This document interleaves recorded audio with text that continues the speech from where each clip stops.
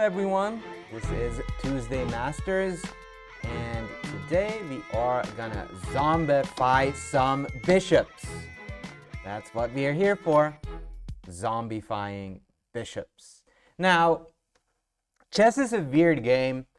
When you start out, it actually is difficult. It's very difficult.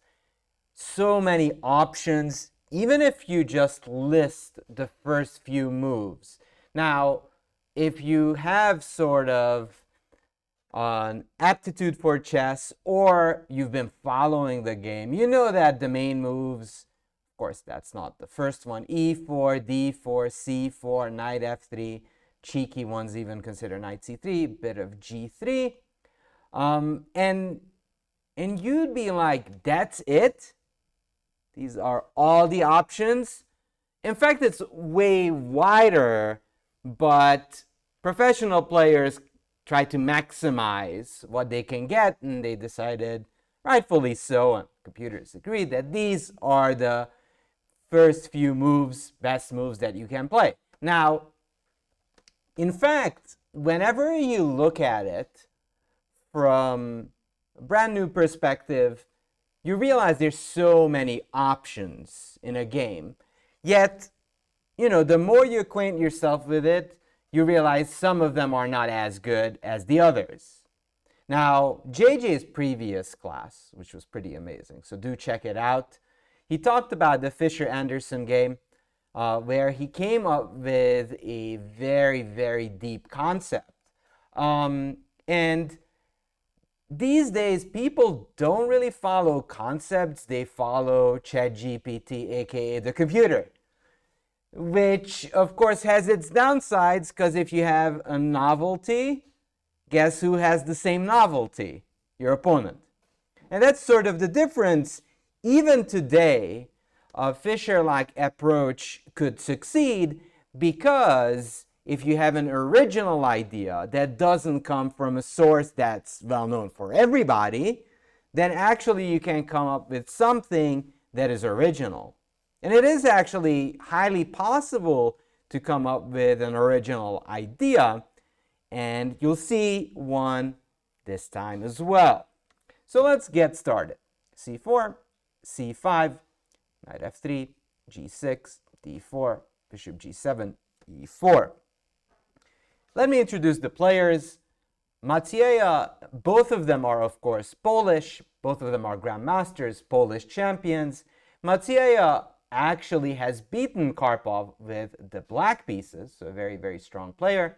Markowski is a multiple times Polish champion and also a very, very strong player.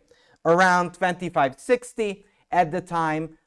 They've been higher, they've been a bit lower than that, but roughly that range. Now, whenever you sort of get into chess, you should choose an opening that will suit you. You should choose something, stick with it, see how it works for you. Now, does anyone know the name of this opening? So, of course, one of the most popular ones since it's been named. It is, of course, the Sicilian, and there is a name of this subvariation. It is a Maroczy bind. Now, it's not going to be the Maroczy. It's going to be a little bit different. I mean, Markowski doesn't want to go straight into the main line, but at every position, pawns actually have an effect on your pieces. So whenever they teach you the opening, they always say, well, look at this marvelous center over here. Right, there's a beautiful center here. But they rarely actually talk about the downsides, which is surprising because it's the only thing wrong with white's position. So can anyone guess what is sort of the biggest downside that white gets?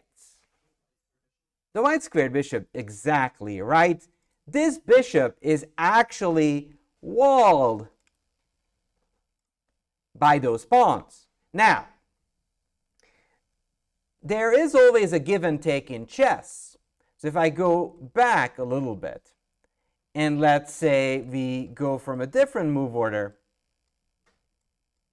d4, takes, g6, white usually has an option. Has the option of course, transposing to the Maroczy bind or go knight to c3. But this actually comes at a cost. As we all know, the knight's supposed to be behind the pawn, so it is well guarded. When the knight is in front of it, not only is it obstructing the pawn, but it may as well become a weakness in itself. Now, it does give a big development advantage for white, and that's what white claims. I have the initiative, and I'm going to capitalize on this. When white goes for this setup and goes for this, says, I don't need an attack, I need a bind. I need to have control over the center. So, Markowski plays pawn to d6.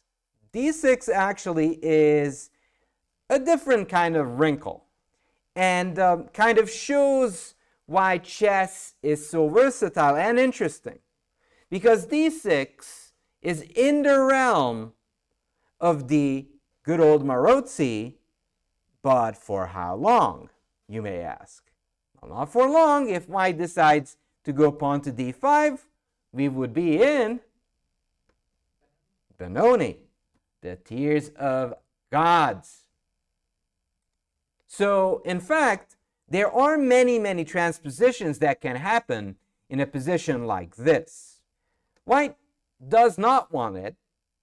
White doesn't even want to go knight c3 now, although highly possible, but instead takes on c5, claiming, well, whatever you're doing is nonsense, so I may as well try to punish you. Black says, okay, I'll take back. By the way, queen a5 check is also possible, trying to pick up the pawn, but black has an idea. So d takes, queen takes, king takes, c3. So white is claiming whatever black was doing is rubbish. There's no point in your play. However, Markowski comes up with a splendid little idea here. Julian might play bishop takes c3, but would you?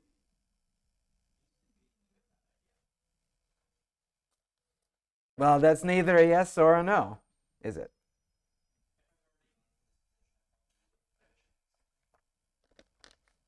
Bishop takes c3. Bam! Building that wall of pawns over there. And now, of course, taking on c3 is fairly logical at this moment, but the follow-up is really what matters in chess. Really, that's the big case. So, if you want to zombify them bishops, and obviously the bishops that might get zombified as either this guy or the one on c1. Now, white does have a doubled pawn, so that's good for us.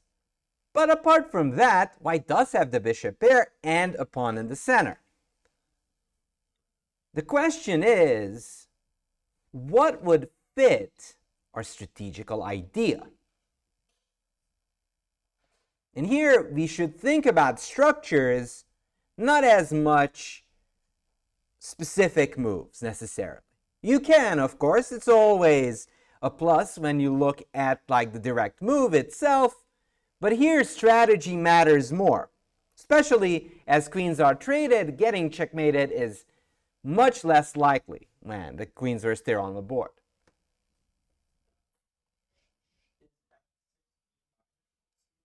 f6, e5 definitely is possible. But then we have to start thinking, okay, so let's say we go f6, white goes here, and then we go e5. And we'll ask ourselves the question, did we succeed in zombifying the bishop? Yes. But the reason chess is way more difficult than tic-tac-toe, I think, is that making sure your plan works doesn't mean it's beneficial to your position. So yes, we completely shut out the bishop. But as we've already discussed, there is no plan that is perfect. There are plans that are promising, that may actually provide you chances, but nothing gives you complete control if the game is balanced. In this case, this one is too good to be true.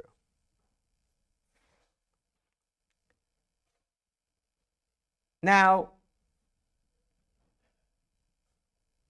you should always be looking for your opponent's perspective, right?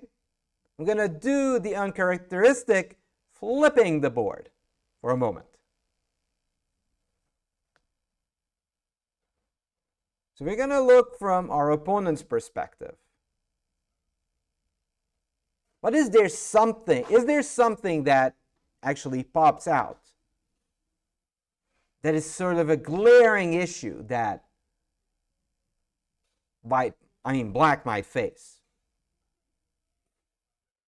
And of course, it isn't anything immediate. The position is probably among the slow ones.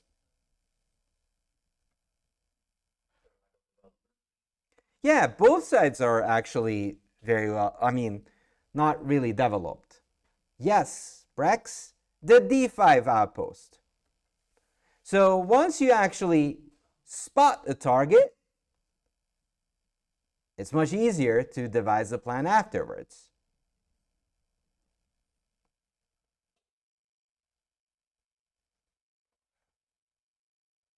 Now, if you remember the basic rules of chess, principles of chess, should white castle?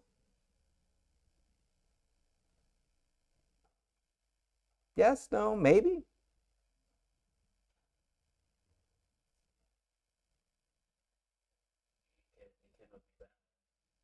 It's not bad. Of course. That's correct. Queens are off the board. Kings are actually not really in danger anymore. So castling is not mandatory. It's possible, often is good, but here there's no need for it. And that actually should give you a guidance that, for example, castling in some sense would be a waste of time because it's unnecessary. A move that's unnecessary shouldn't be played. So you can immediately go for your goal, and we already kind of emphasized that that's the d5 square.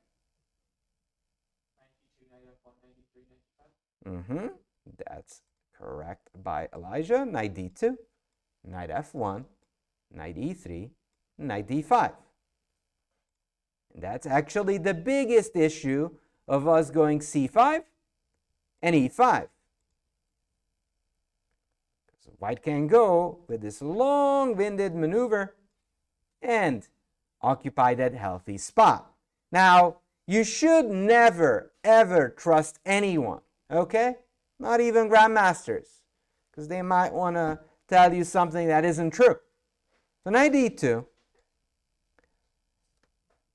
Here, as a last-ditch attempt, black should try to stop this idea, because that's actually the proof of the theorem, our theorem, that this is a problem. But if you go knight e7, you don't really stop me. I still get to put my knight on d5, and doesn't matter which way you trade. This way is not such a great idea, fork.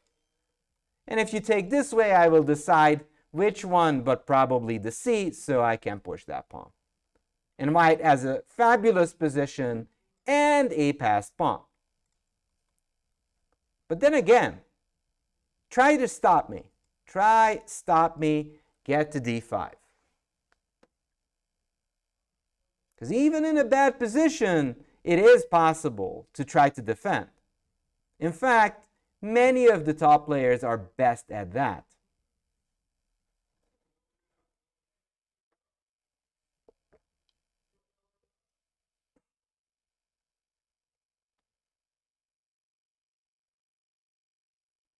And this is actually one of those moments you already know what your opponent is intending to do. So it's on the silver platter, you can sort of guess it. So f5, that is correct, knight f1.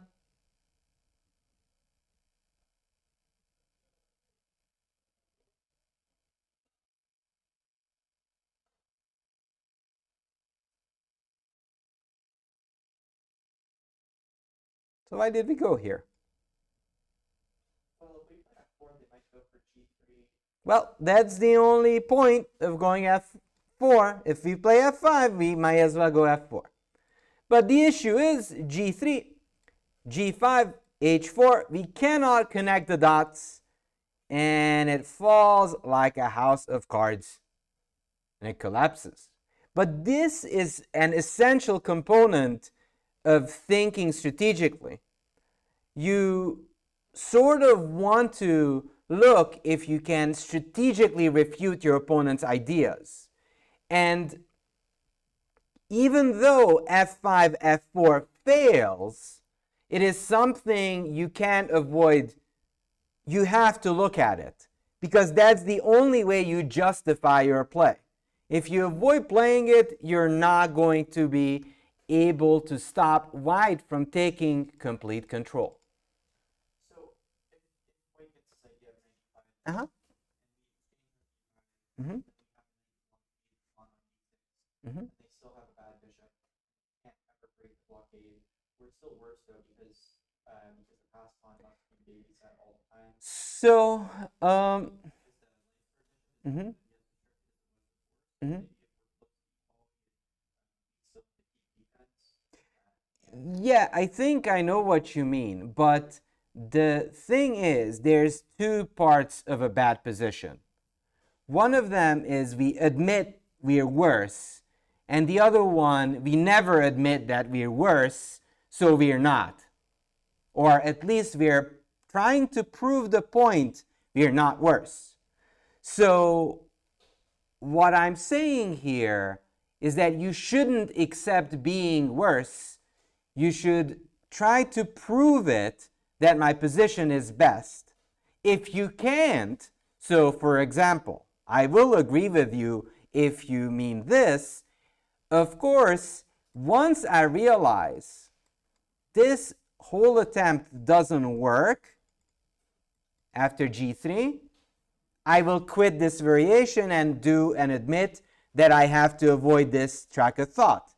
But I will not immediately go for the other line, because that would be just admitting that strategically I made a mistake and I'm just worse. So what I mean by this is that oftentimes there is a move that is more challenging and debates the evaluation of the position, and the other one admits, well, I messed up, I may as well fight.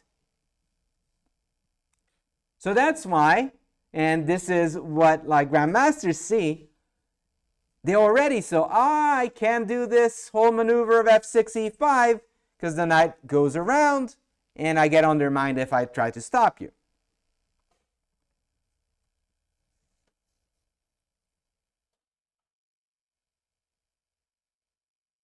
So this only means we need to find a different plan. So we're back to bishop takes c3, pawn takes c3, black to move. Now, treat every position like it's a normal one, and I know it's somewhat unusual, but same rules apply to every position. Development is still key, right? Now, e6 here is a little bit premature because no one is really threatening to go to d5 right now. So you would be stopping a threat that doesn't even exist right at this moment.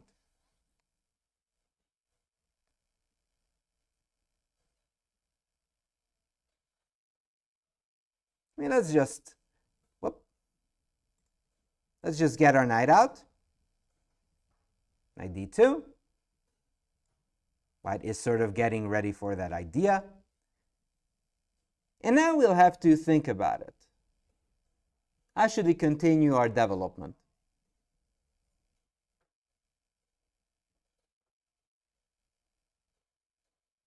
Yeah, knight c6 is absolutely natural. The move that you should most of the time play.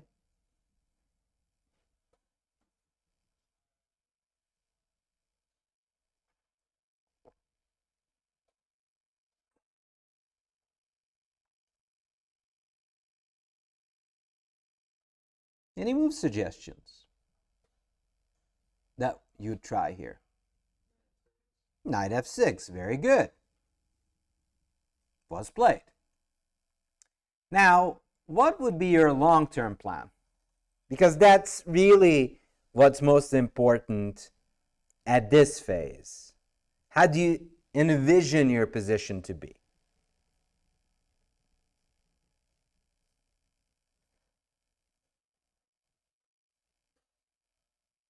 If you have multiple ideas, that's also fine. There's nothing wrong with having different thoughts at the same time. You may as well decide after.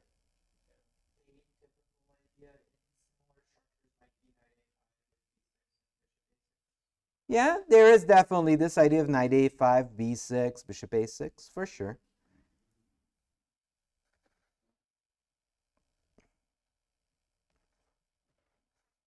So we may as well neglect principles of the game, but we'll learn to regret it. You may not regret it now, you'll regret it later.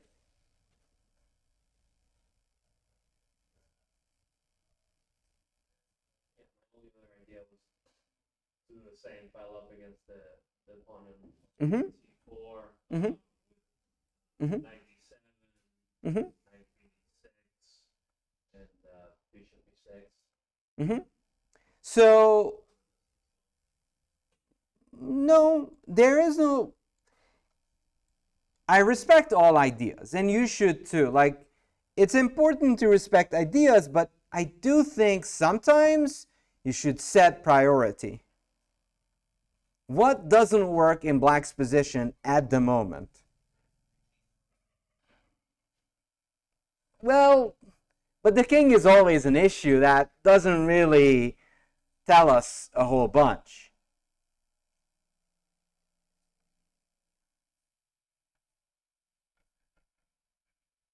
You know, I always believe in family reunions, especially if Alfred haven't met Henrik for a long time.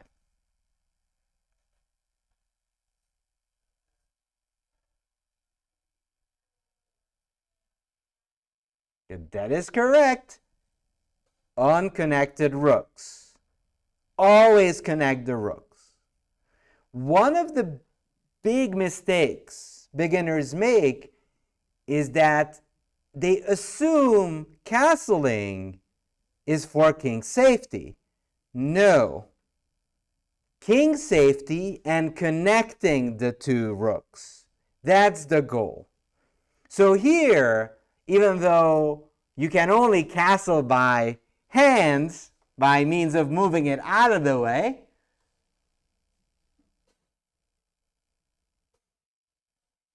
the king will show up on c7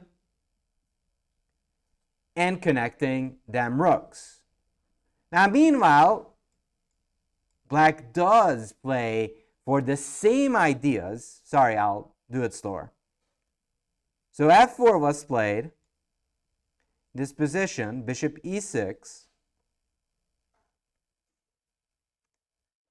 bishop d3, knight d7, knight b3, f6. This is also a typical plan. Once this bishop on g7 is gone, black usually pushes a pawn just to close down that diagonal.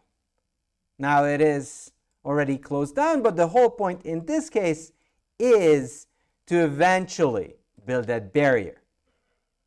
Here, b6, a4, king c7. So, first few steps of the opening is complete. We've managed to connect the rooks. Our king is fairly safe because the position is closed, so bishops don't really get too much play. Now, a little bit about fears. Do we sometimes fear for the safety of the king? All the time. Every moment of a chess player's life is all about king safety. So what would be a first scary attempt by white? It's not good. I'm not saying it's good, but what is the first aggressive ploy and play that white could go for, aim for? a5, for sure, yes. But, I mean, if they trade, we trade back, right? So, we'll be doing okay. Checks are a little bit more annoying, right? Now that a5, of course, is on the agenda. It's one of the moves. Well, e5 doesn't really give you a check.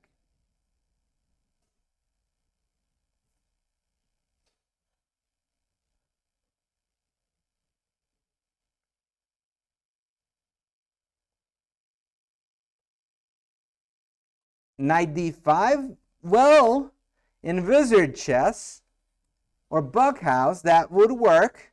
Not here. f5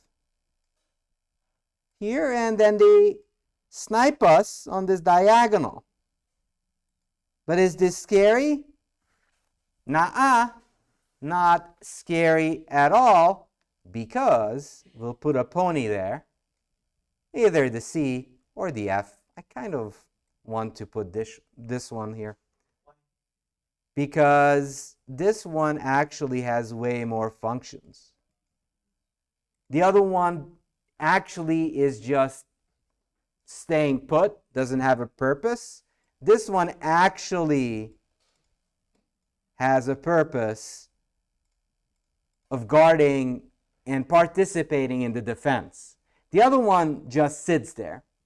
Now, you might be asking, okay, so why do we care? f5, bishop f4, knight e5, what's the big deal?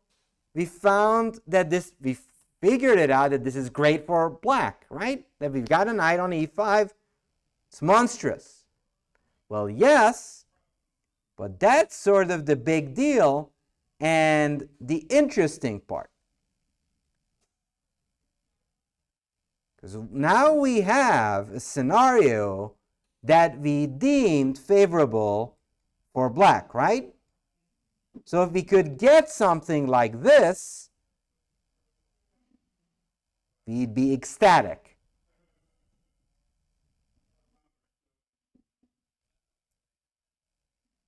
White goes king d2.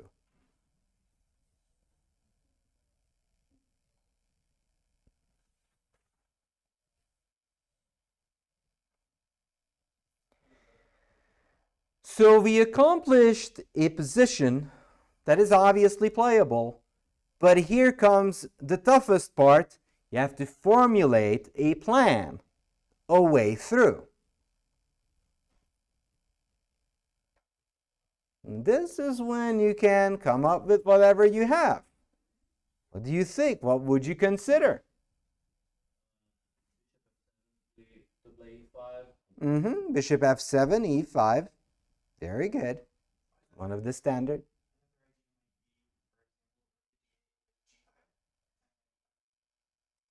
So you can go here, bishop f7, e5, yes.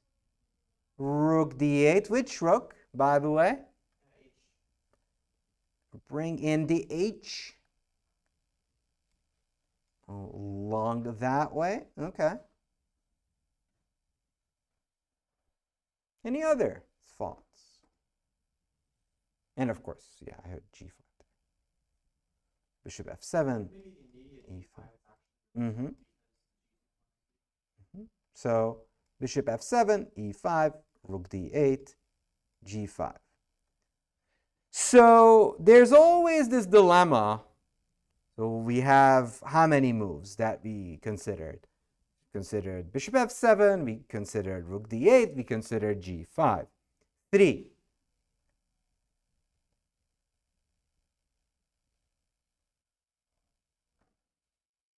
Do we want to consider another one?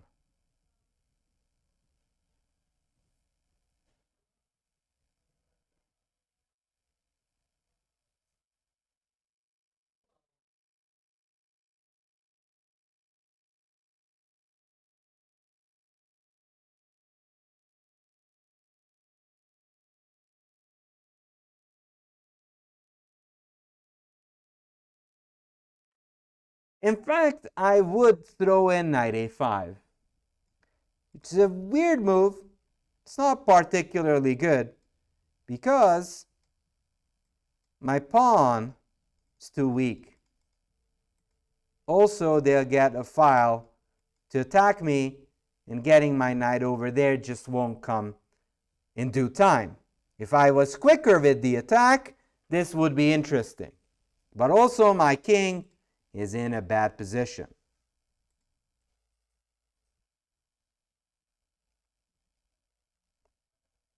So knight a5 is not going to be good. But I definitely think we should consider ideas like this, which is fairly important. So bishop f7, e5, g5, rook d8. So we again chose a position. We have only 3 options. Now we have to choose. We definitely should spend time here. And the reason I throw knight a5 in there, because sometimes considering a move that might be somewhat dubious doesn't mean it cannot be good. We consider it dubious, but the position is objective. If you have a good position, some things may work. You don't expect to work at all.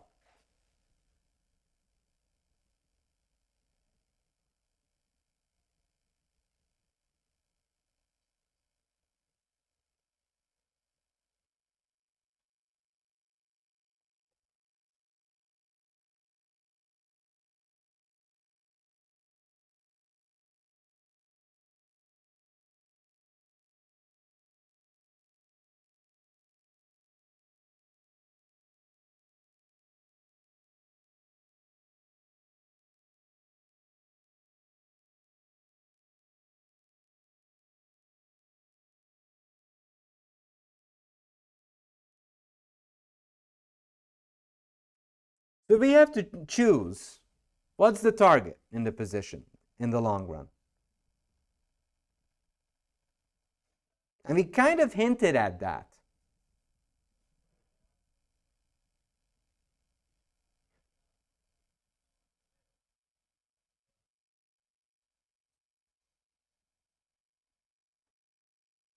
Knight on e5 is on the wish list for sure.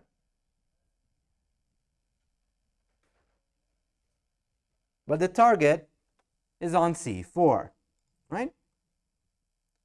So knight a5 wasn't played, but g5.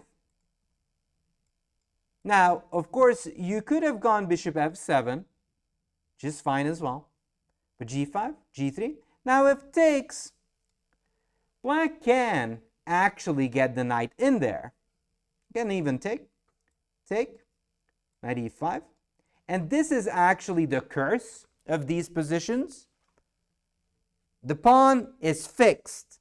Notice that we made sure the weakness stays there. You pin me, one last attempt. King c6, I unpin myself, and after these trades here, takes, I can even take this way, almost doesn't really matter. And we get a position where black is definitely the one in control, and white has so many pawn islands that black has all the chances of winning this game. Quite an accomplishment when you're playing the black side. You are in contention of winning the game.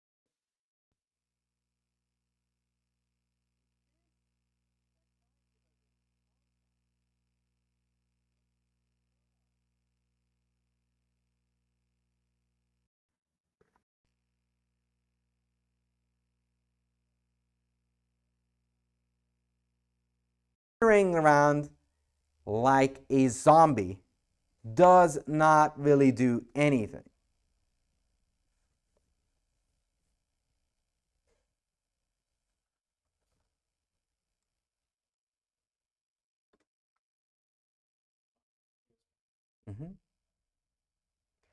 So there ain't nothing that that bishop can do. It's there spectating. But it is also an important character in this big matchup, because if you lose it, it's going to be a piece down still. It matters. So g5, if they go f5, bishop f7, and then we've got the e5 square under control, and that would be ultimately victory, because you don't even lose the pawn and you win everything.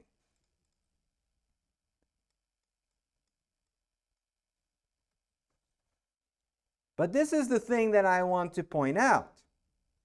Looking at ideas, moves that don't work doesn't mean conceptually they're not part of the umbrella of ideas.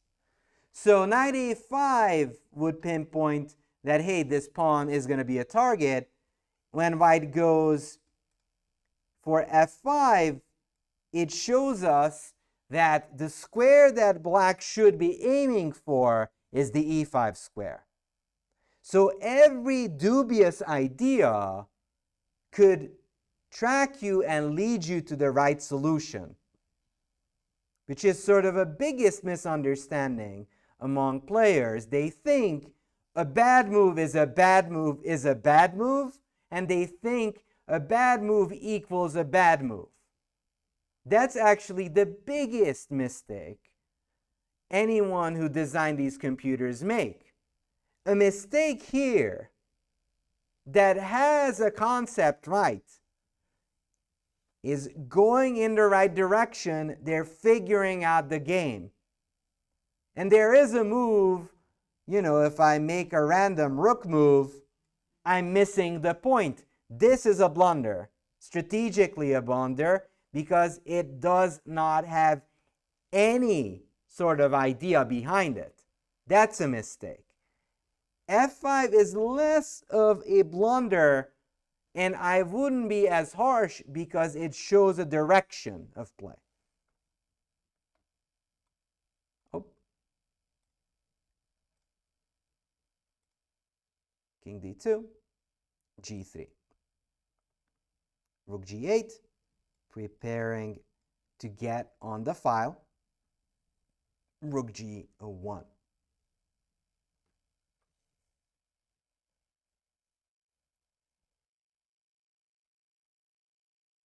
Rook g7. So there is again a standstill because white says, okay, I'm not giving up. And this is something hearkening back to what we started out with, if you remember. The knight f1, knight d3, knight d5, f5, f4 ideas. So at the beginning, what I explained to you is that I can throw in the towel and capture the pawn. And that would be giving up. But when white plays g3, what white says is, no, I believe in my position, I will pretend that this is going well. So therefore, they're fighting whose idea is stronger.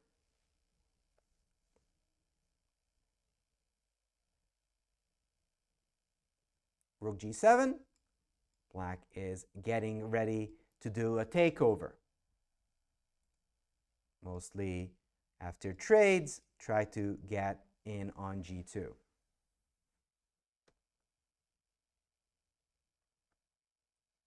e5 takes. Well, we're sort of not done yet. It's not that black is winning.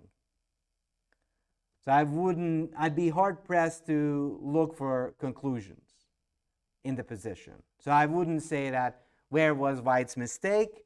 I think it's too early to draw that conclusion, I believe. Rook g8, takes. So right now, white might get this temptation of f5. Of course, we can't go here because we get forked. We get forked there. So we go here, knight e5, move the bishop, and I will go around. Well, first of all, I'll come in. But eventually, I'm going to go around to collect them pawns. And the weird thing, and this is what makes chess beautiful, many of these positions you look at saying, oh, white should be dominating. But in fact, white is dominated because white has overextended. White has too many targets, too close to black. You might see this in Alyahin's defense as well. It's about being overextended. Of course, Rook g1 unfortunately runs into knight f3 check, and ta-ta to your rooker.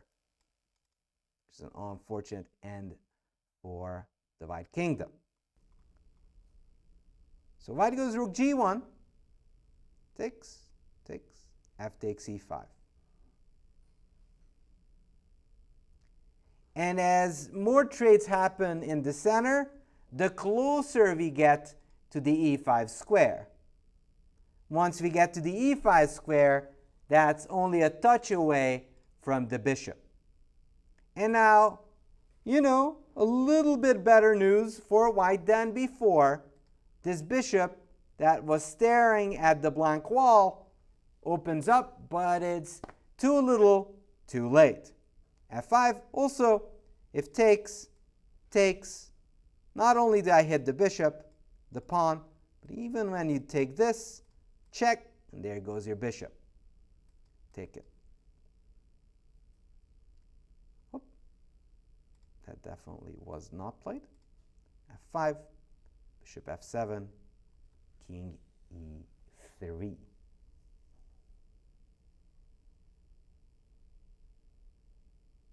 So again, let's start ponder about options in this position.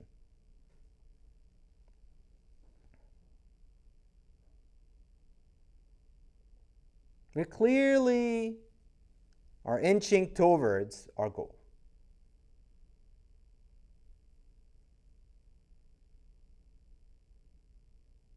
Hello, Lefu.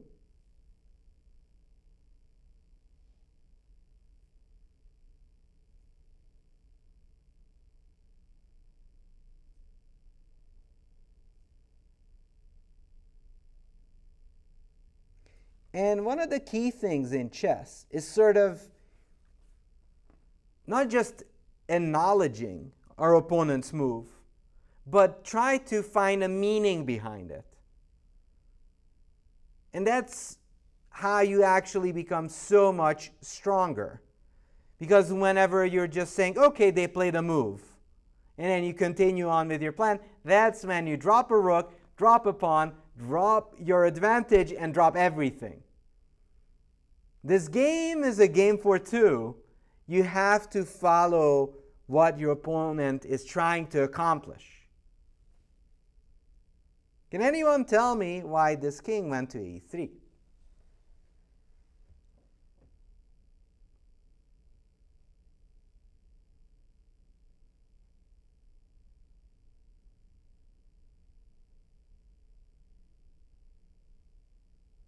Never forget, even in chess, yeah, good. Is it moving out of the way for the knight? Exactly.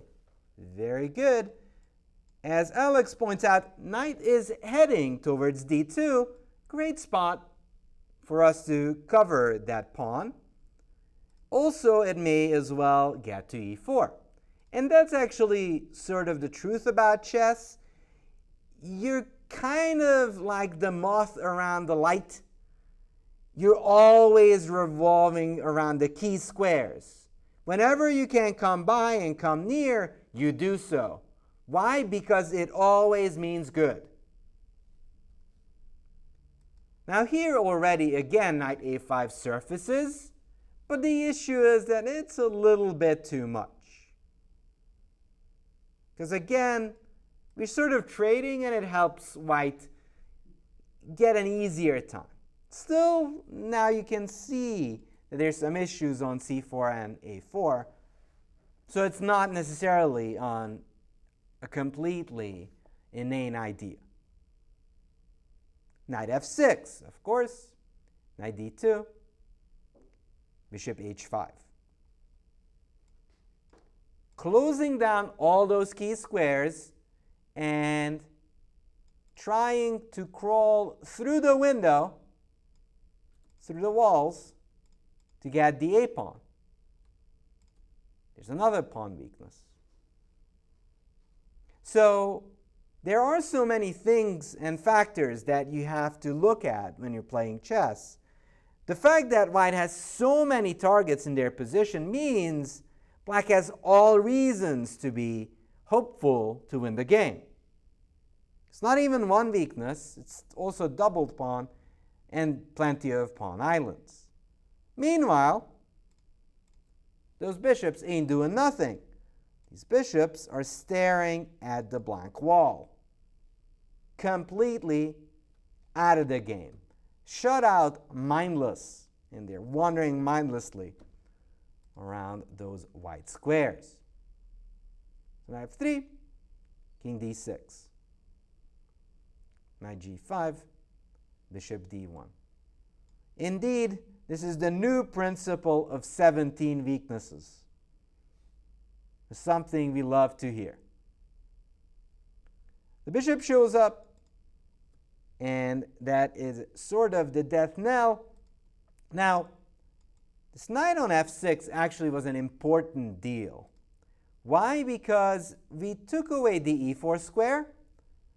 A trade is deadly for our opponent because the only real fighter left is the knight.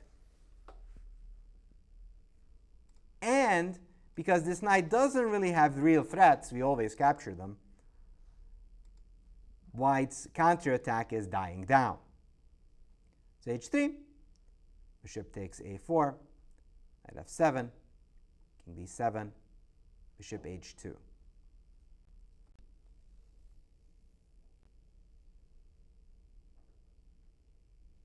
Okay. They're going after our pawn. They're sort of separating this king from defending the e-pawn. You can't go back. It's illegal. What should we do about it?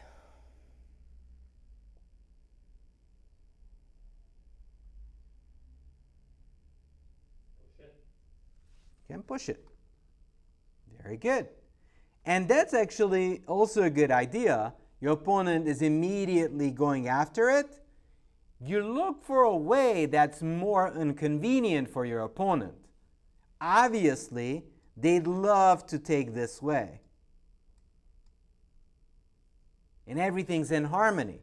Whenever you give up the pawn on your own terms, you're pushing that bishop around that, is meaningless anyways. So bishop b1, bishop b3, but now we're picking up the important c-pawn. Yeah, why did you go that way? I mean, Probably try to keep that bishop on the board. The issue is, I think, if takes, I believe I can go knight a5. yeah, I don't think taking is good, but what We about could do even take. Yeah, actually, you're right. You can take. take, I check you, because your king is, the reason it's good to be in the middle is we can again go both ways. So I'm going to check you first, so you decide where you go. If you go this way, I take the pawn. Funny thing is you almost made it. The middle of the board. Also, like you'd be saying, oh, we got the opposite colored bishop ending. This is still the aforementioned mate, which is kind of ridiculous, but is pretty. If takes, I take this, I take your pawn on c4, and with 50 pawns up, I assume even opposite colored bishop endings are winning. And trust me, this is winning. Many of them are not when there's only 2 pawns or 1, but here it's like 3, 4 pawns, that's way enough. And if the king moves here, then again you're separated, and I'm going to win the pawn. You can give me a spy check, but that's all she wrote. It's too many pawns. So actually you're right. They should have taken this pawn, best chance, but after I chase you away and I pick up the pawn, you're losing. Yeah, no, but Yeah. even before then, if you're going to retreat the bishop to, Uh-huh. I guess, retreat to b1, Uh-huh. why wouldn't you go to f1? That's Yeah, f1 it probably is better.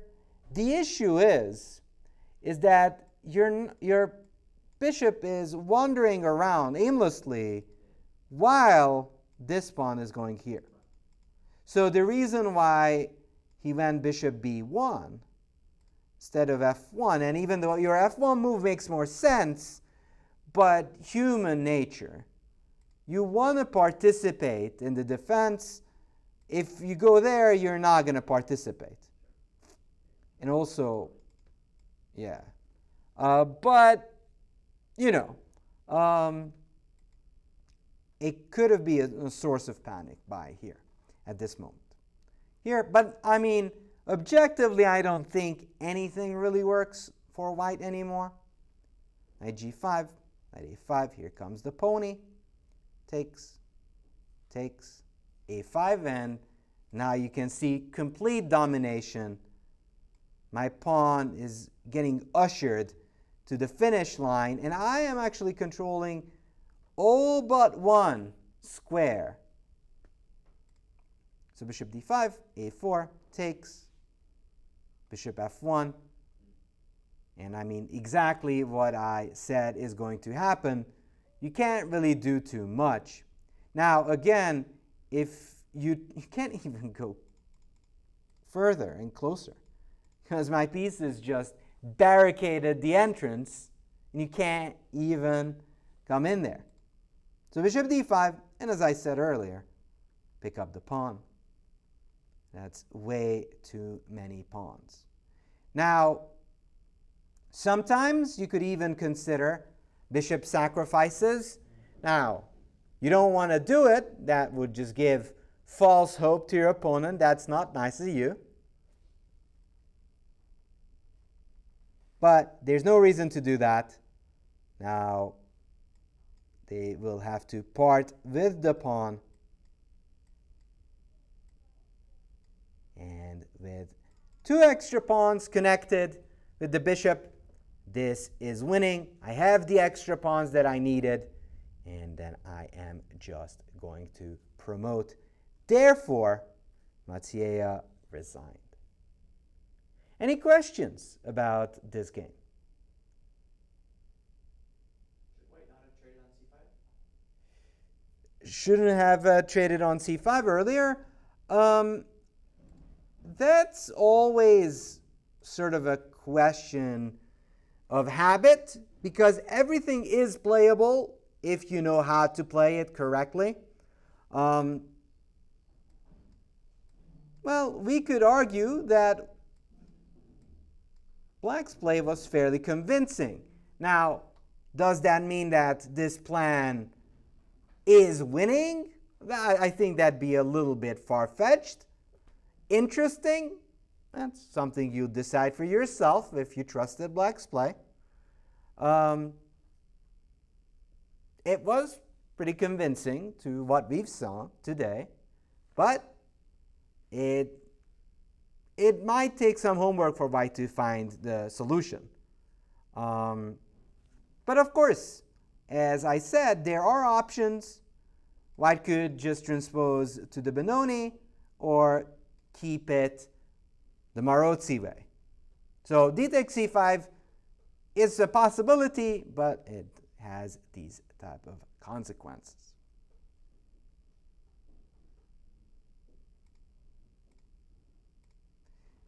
So I really hope you enjoyed your time here, and hope I'll see you next time as well. Thank you so much for coming.